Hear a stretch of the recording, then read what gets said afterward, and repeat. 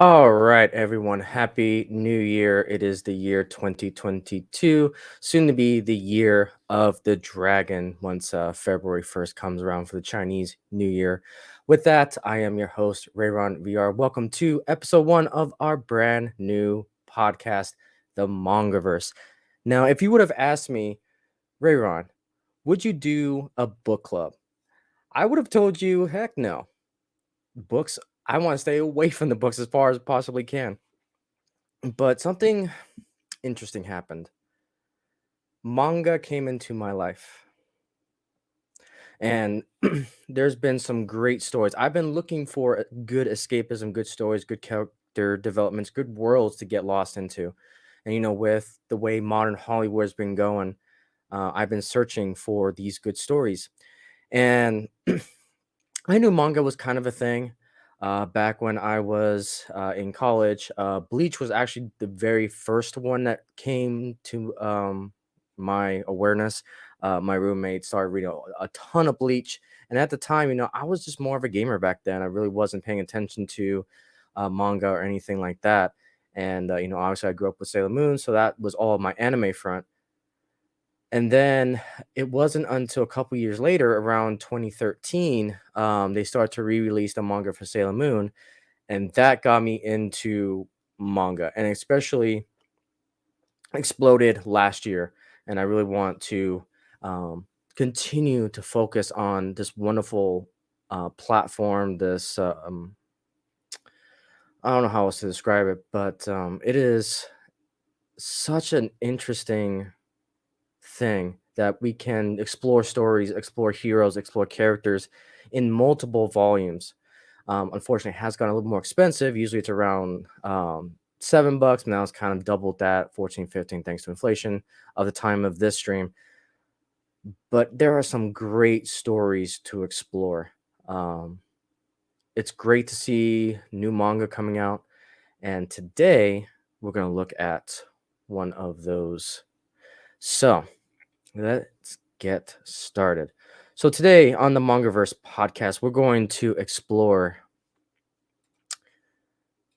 Go ahead and share the screen here. So we're going to look into RWBY. So I've actually heard about this in its anime form. It was kind of a anime form that was a little bit of rough around the edges for me. It definitely has its own unique style, and I never knew what it was about. And so about a week ago, went to my local Barnes and Noble and saw that RWBY it was in its manga form, that they had an official release series for it. And it's like, yep, I want to get into this because I've heard of RWBY and I wanted to experiment with it and see how it would do as like a podcast for a book club, essentially. So that's what this whole podcast is all about. In the future, I'll continue to announce what type of manga we're going to be reading. There's going to be two particular rules, though, when it comes to this series. One, probably no more than 3 volumes will look into a particular series, just because I want this to be like an entry level, more type of podcast, so we talk about these particular stories. And then I also want to do manga series that are easily accessible to get, so that way more entry level people can come in and enjoy the stories that we're going to be talking about. So that's kind of my two general rules that I'm going to be moving forward with this. And for now, we're just only going to focus on volume one. And then once we run out of mangas to review, then we'll eventually go into or revisit a particular series. Um, so with that, we're going to go ahead and look at RWBY, and then got some awesome fan art here. This one's by Koyurin, so you can look there. But I'm a huge fan of fan art and deviant art. I really love the website. So awesome creators, and sometimes you can get some good commissions out of it. So and just to give you guys some perspective, so this is the original manga, not manga, excuse me, anime that came out, I believe, in 2016. Again, I could be getting the year wrong, but do a quick clip here of it so you can see just how kind of rough the um, animation is. It's definitely not as smooth as we see today, but you can see all the episodes on RW. I was quite surprised by this. All the episodes are on RWBY on Rooster Teeth. I didn't realize Rooster Teeth was the original holder of this anime, but you can kind of get a general idea of what's going on here. And so that is the origins of RWBY. So we're gonna take a look at the manga. Originally, it came out in 2017, and as you can see here, the manga debuted on November 19th, 2018, and on December 20th, 2018. And the first was publicized digitally in 2019. And then the series finished in June 25th, 2020, which is going to be interesting to see because, according to the Wikipedia, again, not the greatest source in the world, but for quick reference sake, the official manga only had 2 volumes. Well, I find that hard to believe because I already seen the third volume out in Barnes Noble. So, yeah, I don't know how many volumes are going to be, but I think there's at least 9 seasons of it still going on the anime front. So, um, considering how strong manga is, and considering that all the volume ones were already sold out when I went back there, going to be interesting to see where it goes. So, going to be very interesting. So, yeah, Viz is the main distributor for this particular manga, and you can get it the digital copy along with the hard copy. I've got the hard copy ready to go because I always prefer physical media over digital. For one, it's easier for me to read because I find trying to read digital books really hurts my eyes and tends to give me a lot more headaches. When it comes to a book copy, I have the physical copy. I don't have to rely on technology, don't have to look at a screen essentially, and it's much easier on my eyes. And me being a collector, I prefer to have the physical copy over digital.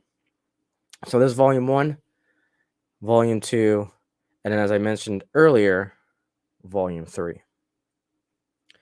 So it'll be quite interesting to see where that will go. So with that, let's go ahead and dive into volume 1. So go ahead and bring this up.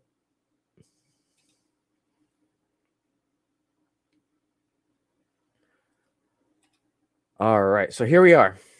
Here is volume 1 of RWBY. So originally, when I was looking at this title, I wasn't sure if it stood for something. Does it is it just letters? As we go through this title is probably one of the more clever ones because it's got a lot of Easter eggs associated with it. So here's volume 1, the official manga RWBY. We've got the excerpt here, which we'll go ahead and take a look. All right, so monsters known as the Grim are wreaking havoc on the world of remnants. Ruby Rose seeks to become a huntress, someone who eliminates the Grim and protects the land. She enrolls at Beacon Academy, eager for the tests and the combat challenges to come. Ruby knows that she has a talent to achieve her goal, but she is ready to clash. But is she ready to clash with Weiss, a fellow student, and the haughty scion of the Shiny Dust Company? Again, when it comes to names, I will butcher these. Nothing new there. So again, as we talked about, this is from Viz Media, and it is rated T for teen, which I agree with that rating. Pretty straightforward stuff. Nothing too crazy, just a lot of, monster fighting, not a lot of gore, no nudity. So I definitely agree with that rating. All right. So with that, there will be spoilers. So if you don't want to get spoiled, feel free to watch this VOD at a later time. And with that, when it comes to the table of contents, there are no particular chapter titles. It's just simply by episodes. And I think they did it that way, so that way it'll align with the episodes that I just showed you online. But we'll see. I'll have to double check when I watch the anime versions to confirm that. But yeah. All right, so let's go ahead and dive right into this. So, the story starts out by we have these thieves stealing stuff from this particular store, and so one of our main protagonists, we've got Ruby here.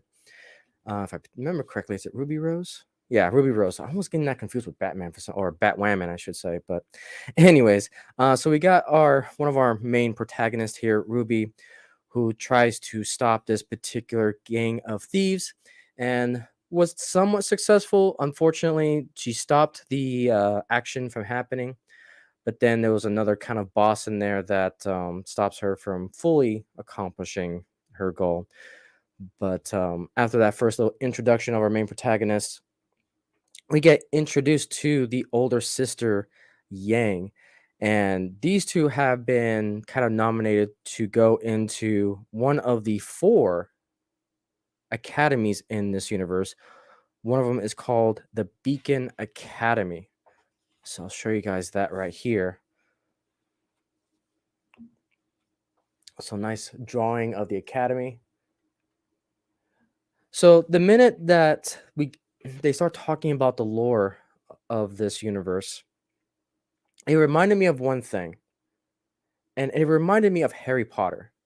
You know, you got these four different academies, you got the castle looks here, the viaducts, and it gave me a strong Harry Potter vibe. Now, obviously, the stories are going to be definitely different, but just the universe itself just kind of reminds me of a little bit.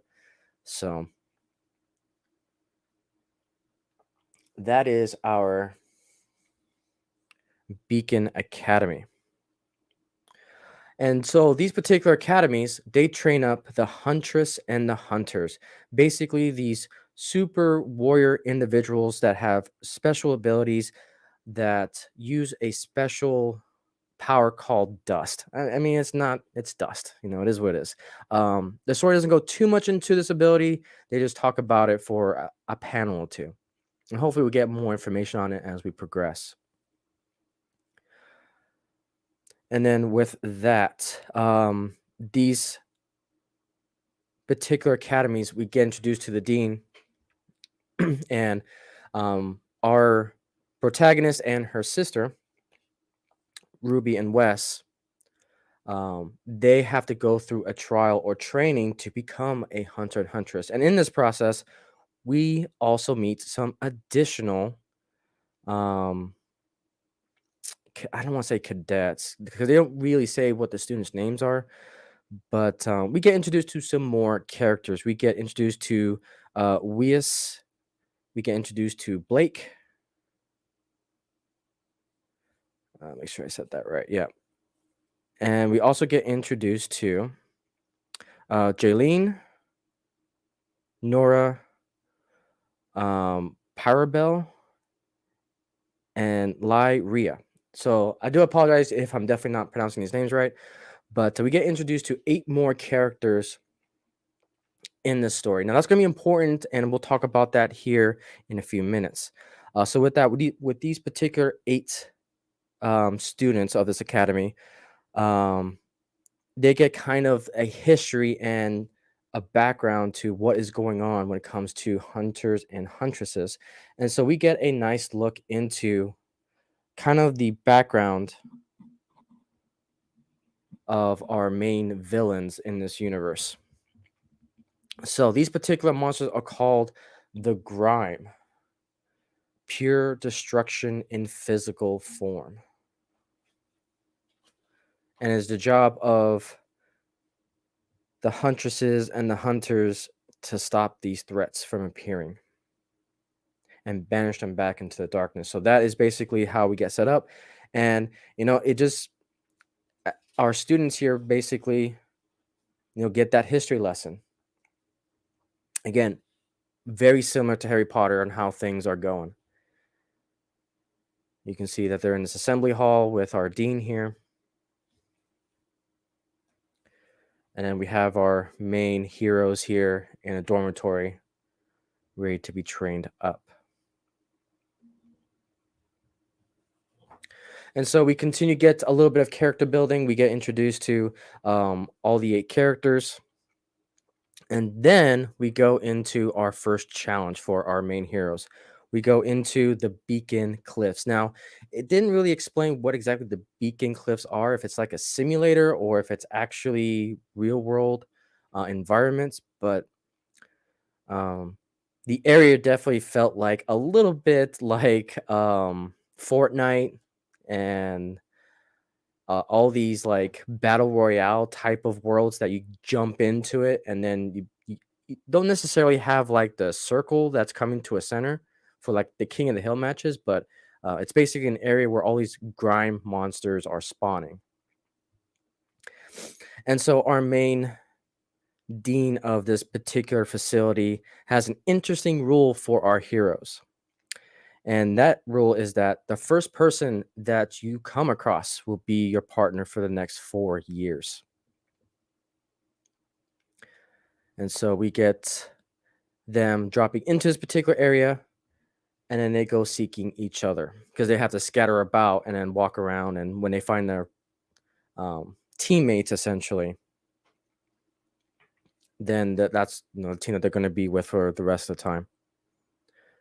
And so we kind of go through. We see some more character building for all 8 individuals, um, and then our main character here, Rwby, come across um, Weiss. Now, one thing I forgot to mention is Weiss is um she's a little bit of an antagonistic type of character.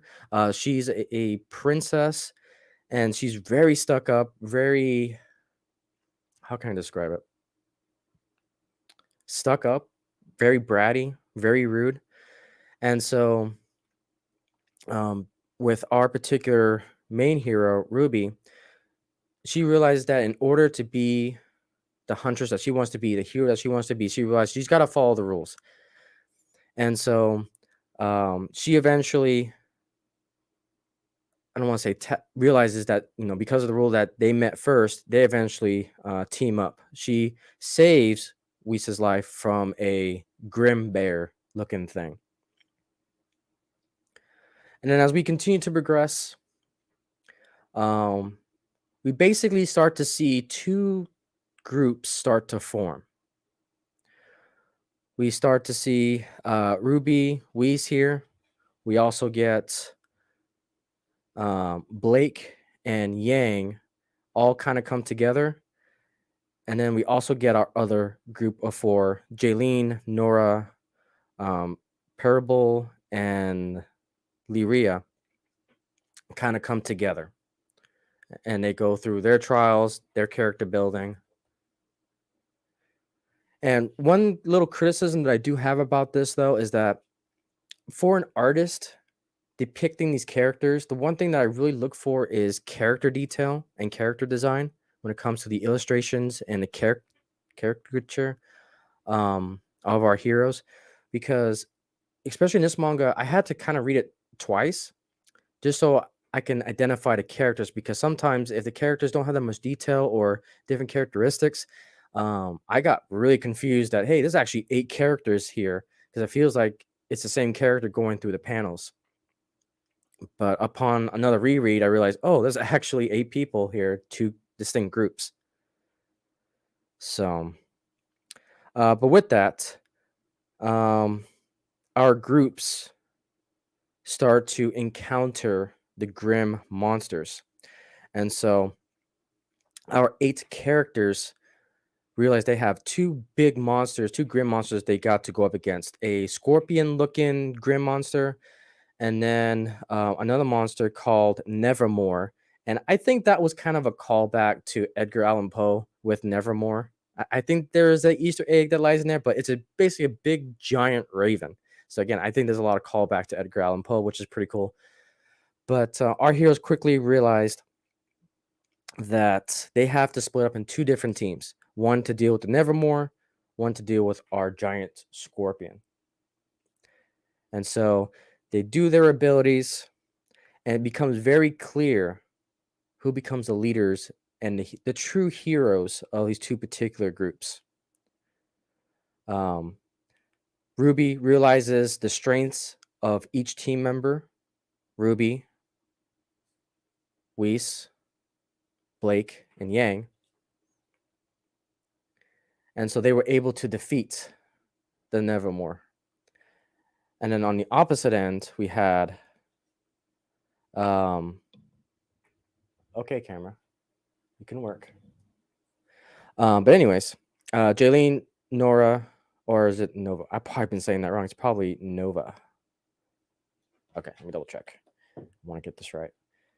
I don't want to spoil this here. Let me make sure I'm getting these character names right. Nora. Okay, Nora. I think I've been saying that right. Anywho, so we've got that group. They take on the Scorpion. And so they do their abilities. They use strategy, teamwork, and the strength of each team member to defeat these particular monsters. And so take a look. Let's see here. Let's see, not that one. Yeah, so I can show you guys the two teams here.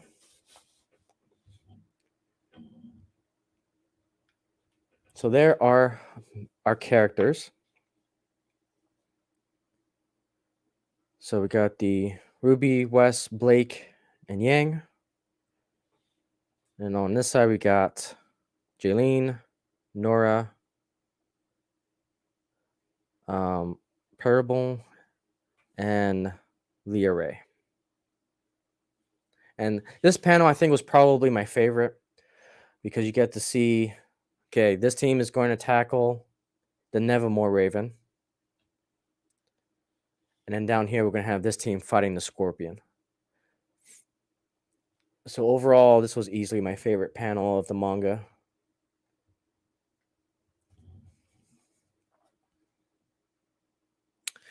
All right. So by the end of it,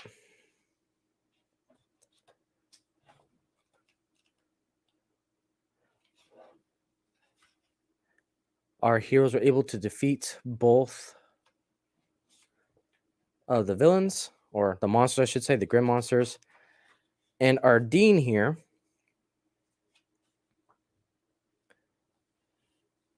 has basically stated, okay, we're going to make your teams official. And so we have our two teams. We got the Juniper team, which is JNPR, which is basically an acronym for the particular names of the group. And the leader was going to be Julian Arc. And then we get our second team, which is RWBY, also known as Rwby. So that's where the title comes from. I think that was great type of concept that that this RWBY stands for the team of these heroes, and the leader is going to be Rwby, and that's why it's named Rwby if you kind of put the EU there. But it was cleverly put together. And so Ruby Rose is shocked that she has become the leader. And that concludes Volume 1 of RWBY, always known as Rwby. For Rwby, Weiss, Blake, and Yang. And the front cover is also done really well too, because when you open the cover and see both the front cover and back cover, there's all four of them for that particular team. So overall, I really enjoyed this manga. Again, my biggest kind of gripe with it, though, is just I wish the characters had a lot more details when it comes to the illustration and the drawings when it comes to the panels of this manga. I really want the characters to have distinct features when it comes to the illustration, so that way I can tell them apart. Like I said, it took me a second read to really understand that, hey, there's actually 2 teams and 8 characters that we're kind of following through. So that's kind of my biggest complaint about it. But overall, again, the writing is great. When it comes to manga, the storytelling, the character building, the lessons learned or the life lessons that are in here are just great. This one is, again, the title kind of describes the life lesson here, and that is you got to work as a team. And sometimes you have to work in multiple teams. And then you're going to have a leader, and you got to understand the strengths and weaknesses of your team to defeat a common purpose. And that's one thing I really respected about this manga. But yeah, that is pretty much my review of volume 1 of RGBY. Now, one thing I may end up doing in the future with this particular manga, since it is available on, since it is available on Rooster Teeth, I may do an episode review of RWBY like I'm doing with my Beast Wars. And don't worry, I haven't forgotten about my Beast Wars. I'm just, I've been so entrenched with manga lately that I just simply just haven't had the time yet. But hopefully I'll do episode 4 soon. And I'll talk about that more on the Icey Layer podcast I'll do in a couple hours. So with that, guys, that will conclude episode 1 of the MangaVerse. Again, if you want to participate in these live streams with me, feel free to follow me on Twitter for when I'm going to be announcing the next manga book, which I'll actually announce now. But so that way you guys can come on the show and we can just talk about great stories, talk about great manga. And so with that, guys, the next book for February. So this podcast is going to happen once a month. It allows the community to grab the book, talk about it, and then share what they liked about it on these podcasts. But these podcasts are going to happen once a month, every Saturday around this time frame. And it's the only time that I can really make way for it. But with that, I'm going to go ahead and announce the MangaVerse book for February 2022. So with that, let's go ahead and I will bring that up.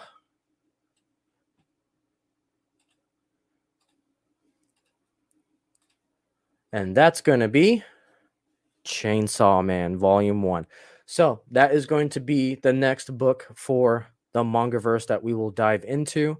Again, if you want to participate and just chit chat on this particular podcast, I do host these podcasts on StreamYards, so I'll have a link available for anyone who wishes to participate on this, so we can talk it out. Kind of a way for us to just talk about some great stories and ring in the new year 2022 with some great manga, great stories, great characters. And with that, I am definitely excited. So again, February, let's find a date here. So that'll be February 5th. February 5th, we will look into the Chainsaw Man Volume 1. But with that, guys, that is all I have for this podcast, episode 1. I am excited for this. I'm excited to grow it. And I'm excited to hear what you guys have to say about the wonderful MangaVerse. With that, guys, I'll see you on the next episode.